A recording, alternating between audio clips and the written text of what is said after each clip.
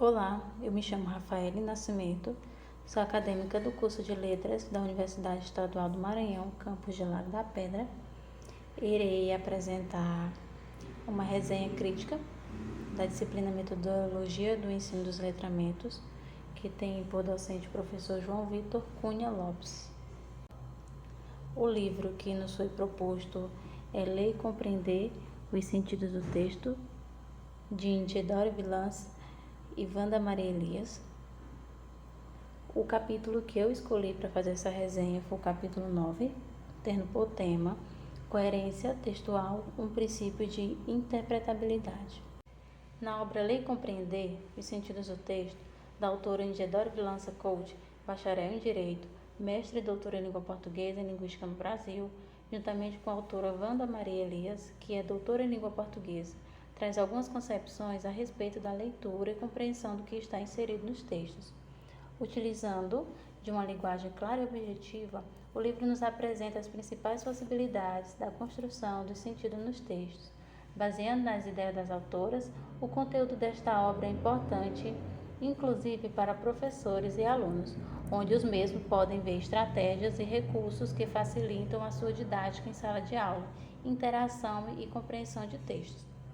O capítulo 9, ele irá abordar a respeito do tema Coerência textual, um princípio de interpretabilidade, que ao lermos um texto chegamos a algumas conclusões se houve ou não sentido, se teve ou não uma coerência. Fazemos dos nossos breves conhecimentos a respeito do que envolve um texto, como por exemplo gêneros textuais, para julgar se o que está escrito tem fundamento de coerência ou não. É possível duas pessoas fazer a leitura do mesmo texto e somente uma delas consiga observar alguma coerência no texto, pois a coerência não está no texto, mas adquire-se ela através da participação do leitor com a interação entre o leitor e o escritor. Couto, ano de 2018, página 184, afirma que isso nos faz afirmar que a coerência não está no texto. Não nos é possível apontá-la, destacá-la, sublinhá-la ou coisa que o valha, mas somos nós leitores em um efetivo processo de interação com o autor e o texto, baseado nas pistas que nos são dados e nos conhecimentos que possuímos, que construímos a coerência. Como, por exemplo, o conto Circuito Fechado de Ricardo Ramos.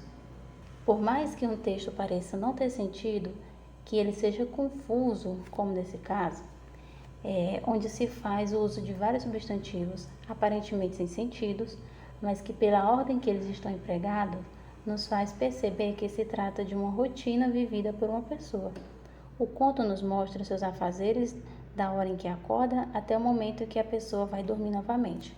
O título em si, Circuito Fechado, nos traz a ideia de algo rotineiro, que é fechado, pois são feitas as mesmas coisas todos os dias. Esse conto, ele se inicia assim: chinelos, vaso, descarga, pia, sabonete, papéis de telefone, caneta, papel, poltrona, livro, chinelos novamente, coberta, cama, travesseiro. São vários substantivos que estão no texto sem uso de nenhum conectivo, porém eles nos passam sentido de algo rotineiro, de uma pessoa que faz a mesma coisa todos os dias. Então, por mais que pela aparência dele pareça não ter sentido, mas após a nossa análise, a gente percebe do que se trata. Então, é um texto coerente. A coerência textual foi por um período de tempo comparada a uma coesão textual, mas ao longo dos anos vem tornando-se diferentes, tendo a coesão com características de organização de um texto como um passo a passo, interligando as palavras, características que se unem e dão sentido ao que está escrito, ela já é explícita e visível no texto. E a coerência, ela se constrói a partir da leitura ou por outro meio de comunicação. Claro que ela necessita da junção de um conhecimento prévio, que envolva o processo da leitura e a construção de um texto, que esteja ligada a um raciocínio lógico, sendo ela a relação lógica entre as ideias do leitor, onde o leitor tem domínio na construção da significação do texto.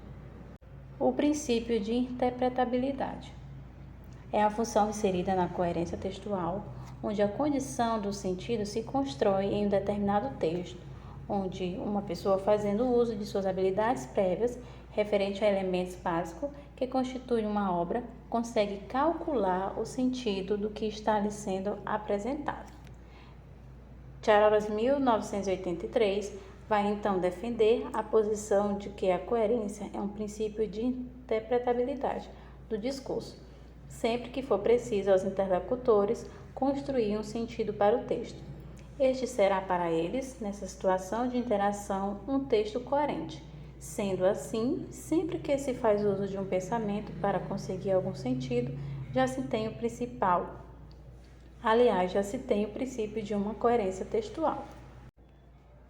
Existem algumas coerências que são fundamentais para dar sentido ao texto e a autora Coach organiza nesse livro a citação dos tipos de coerência: coerência sintática, semântica, temática, pragmática, estilística e coerência genérica.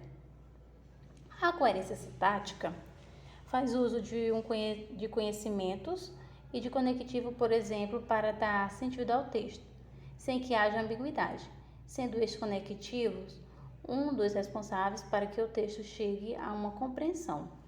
O uso inadequado de conectivos pode causar uma incoerência sintática,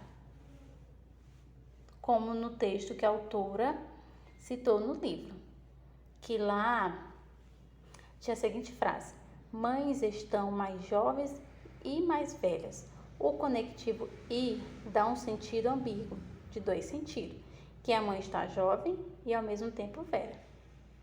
Outro tipo de coerência é a semântica, onde no texto não pode haver uso de contradição, falta de acordo com algo que está sendo abordado, trazendo dúvida no sentido de ser ou não ser do texto, tendo essa coerência relação entre as palavras presentes no texto.